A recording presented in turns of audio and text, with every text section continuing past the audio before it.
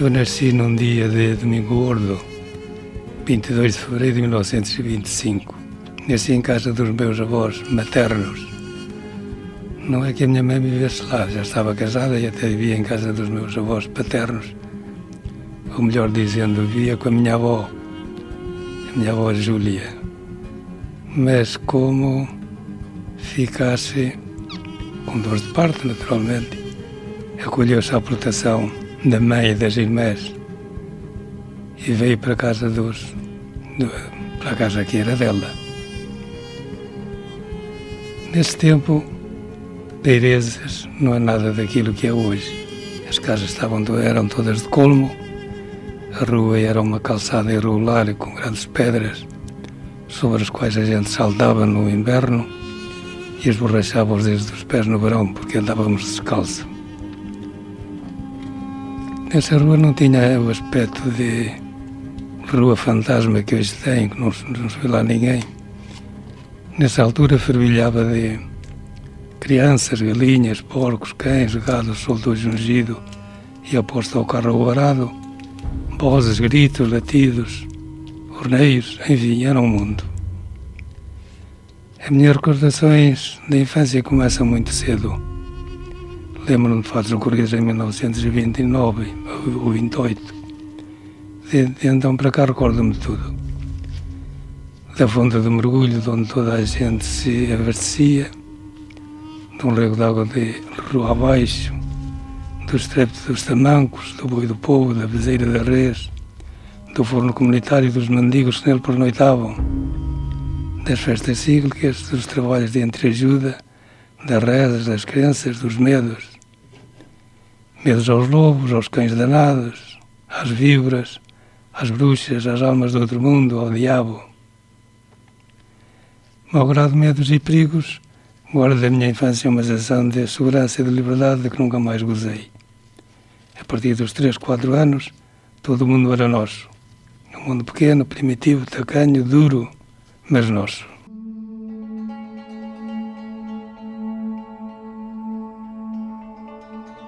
Quando eu me criei, a minha aldeia era redondamente analfabeta. Nem correio, nem jornal, nem rádio. O pai incorreu na censura dos vizinhos por me ter mandado à escola.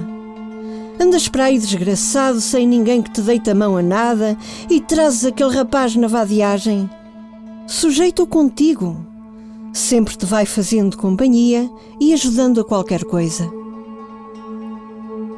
Bento da Cruz manteve-se na aldeia até aos 15 anos, entrando depois para a casa claustral de Singeverga, em regime de quase completa clausura.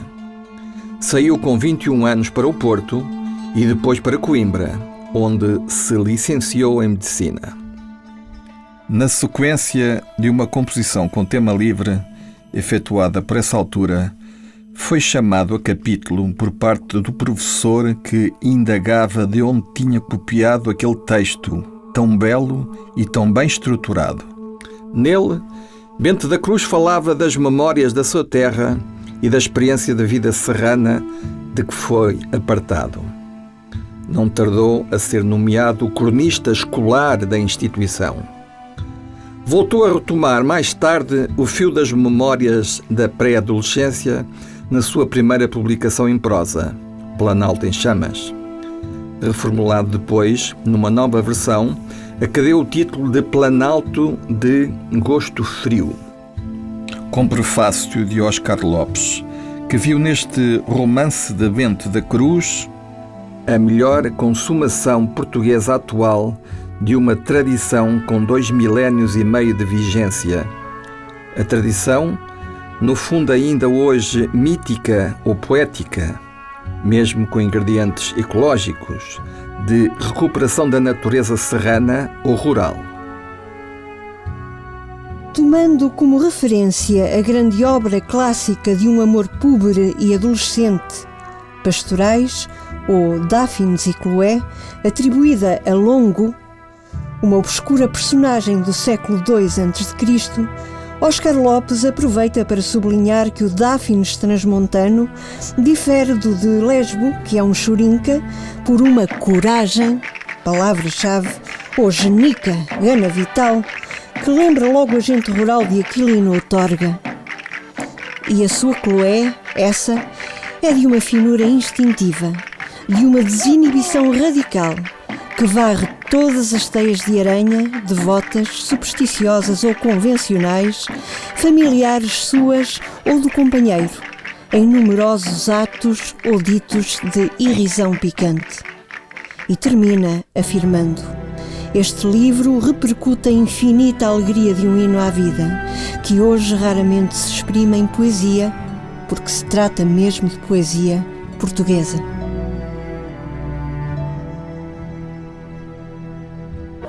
Alto daquela serra tem-me pai o lameirão. No alto daquela serra tem-me pai o lameirão. Ao cima o laranja, ao cima o laranja, ao cima o verde limão. Ao cima o laranja, ao cima o laranja, ao cima o verde limão. De dia rega o sol e à noite o meu coração. De dia rega o sol e à noite o meu coração. Com tempo para meditar e com as ferramentas e o entendimento da vida que lhe chega da leitura dos clássicos da antiguidade, alcançou um dia esta ponta do filão literário e espiritual que norteou todo o seu destino de escritor. Transporte comigo todas as qualidades e todos os defeitos de um barrosão comum. Para mim, Barroso, paisagem, água, sol, luz, estrelas, flores, aves, bichos, gentes, mantém uma pureza e uma frescura edénicas. Enquanto menino e adolescente, correu os campos à procura de ninhos e de encantamentos. Foi pastor de vacas e de cabras. Aprendeu a lavrar a terra, a cegar os fenos, a cozer o pão, a jungir o gado, a carregar um carro de mato. Ficou a saber como se mata um porco, como se compra e vende numa feira, como se namora uma cachopa.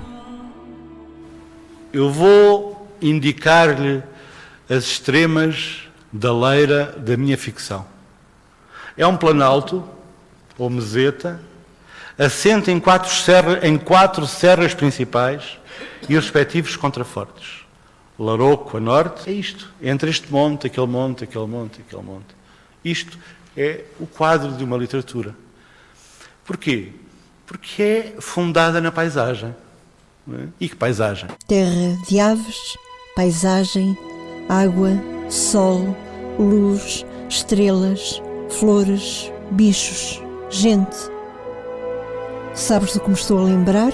Disse eu. Se a serra fosse uma deusa, estas lagoas do Cabril seriam o seu colar de safiras. A melhor vista do Laroco é a que se desfruta de peirezes. Silhueta de serena beleza.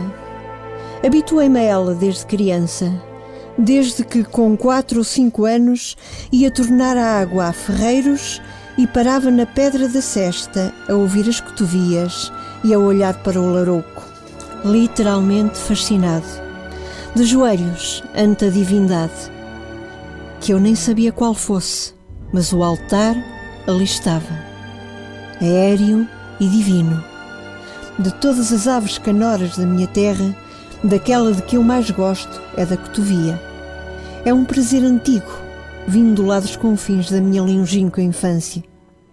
Dos tempos em que o meu pai me obrigava a ir tornar água ao lameiro e eu lhe dizia que tinha medo. Eu tiro-te, respondia ele, e ameaçava-me com 2 pontapés nos fundilhos para eu ir mais leve. E eu lá ia, rua abaixo, calhelha fora, a rapar a chinela e a maldizer a porca da vida.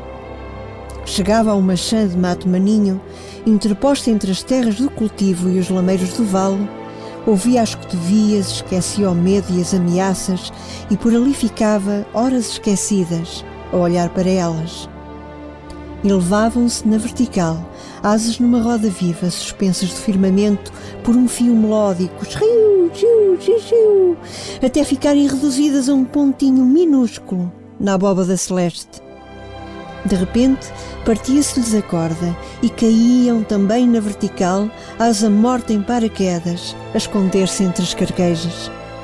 Mas logo outra se elevava, e atrás desta uma segunda, depois uma terceira, uma quarta, dúzias delas. E todo o vale se transformava numa caixinha de música deliciosa, angelical, apaziguadora. Eu delirava com aquilo. Se um dia entrar em depressão, não me levem ao psiquiatra. Levem-me para os montes da minha terra ao cair da tarde e deixem-me lá a ouvir as cotovias. Eu lhes garanto que ao pôr do sol estarei curado. Mas a história de lobos que Miguel mais relembra é a triste história bonita que aprendeu quando a mãe o vestiu de anjinho na Senhora do Pranto. Um menino vivia com a avó, cujo rebanho guardava no monte. Um dia veio o lobo e levou-lhe um cabrito. À noite a avó bateu-lhe e o menino fugiu direito à lama pequena onde vivia a mãe dele. Mas a avó foi-lhe na pelgada. Anda cá, Manuel! E o menino cada vez se afastava mais. Vou para onde dá a minha mãe? A velha aborreceu-se e rogou-lhe uma praga. Vai, diabo, e que esteja o lobo na casinha da moira à tua espera e te coma. O menino continuou, mas ao chegar à casinha da moira, já lá estava o lobo à espera e comeu-o. Gosto Frio tem um anel de montanhas à volta. Nos dias de sol, as montanhas afastam-se e o mundo é grande. Nos de vento e chuva, as montanhas apertam o cerco, o mundo é pequeno e as pessoas sentem um constrangimento de angústia no coração. Por vezes, o mundo ficava-me de repente pequenino. Assim aconteceu uma tarde no lameiro da fonte, pouco antes do pôr do sol. Bem vi as bétulas novas, curvadas para o norte ao longo do rio, mas cuidei que fosse um polvorinho. Só quando o trovão rolou dos píncaros e se desfez no vale, com estampidos de fim de mundo em trevas, meu coração se pôs a bater ao ritmo de pintacilgo apanhado na esparrela.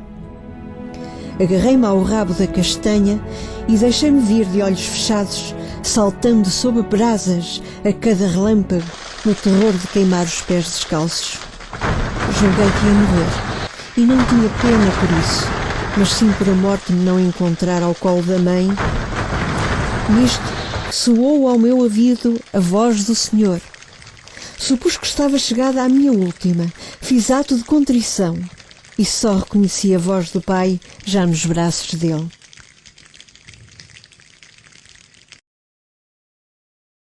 Passei 3/4 do século XX a olhar para o XXI como quem olha para uma miragem inacessível.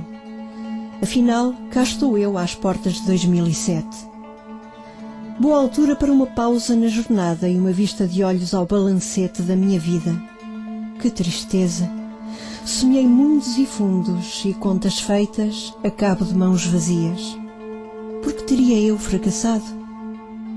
Pedi à minha amiga Cacilda, que só me leva 5 anos e passa por mulher de virtude, que me lesse o responso e me dissesse porque é que eu, que tanto prometia em rapaz, nada tenho para dar em velho. A Cacilda, que estava sentada numa trípode em forma de mocho à lareira, saiote puxado para os joelhos e canelos nus manchados de murras, pôs as mãos ao alto e os olhos em branco, ou melhor dizendo, em amarelo, porque sofre de atriz crónica, e assim esteve por espaço de meia hora a bichanar o responso. Por fim, regressou do transe, toda ela estremeceu numa descarga cavernosa de flatulências gástricas e disse: Isso foi praga que te rogaram. E quem é que me ia rogar uma praga se eu nunca fiz mal a ninguém? Deixa ver se descubro. E a menina Cacilda, porque ainda se mantém solteira, embora virgem não direi, nem ela, honra lhe seja, invocou de novo o oráculo e com um novo alívio de flatulências encroadas disse: Não foi só uma praga que te rogaram, foram dúzias delas. De quem? De velhas. E olha que de velha que roga praga, mulher que sabe latim, mula que faz in e ovelha que faz mé, libra nós e dominé. Mas eu nunca fiz mal a velha nenhuma. Não, tu alguma lhe fizeste. Há muitos anos que isto são pragas velhas, as piores de todas. Quanto te devo, Cacilda? Nada. Fica em paga da roca que uma vez me deste. Não me lembro. Que não te lembras? Andávamos ambos com arrejo no monte e tu passavas o tempo a fazer rocas que depois vendias na feira de Monte Alegre, a 5 tostões cada. Um dia ofereceste-me uma com um coração varado por uma cetera, aberto a ponta de canivete no cabo, por sinal tinto de sangue, porque tu, em vez de atirares a navalha ao pau, atiravas com ela aos dedos, não te lembras? Estou a lembrar-me. Ainda tens essa roca, velha e querida amiga. Arraiste da parta, desfez-se a segunda vez que tentei carregá-la. Não digas mais, Cacilda. Já sei quem me rogou as pragas. Quem? As velhas que me compraram as rocas.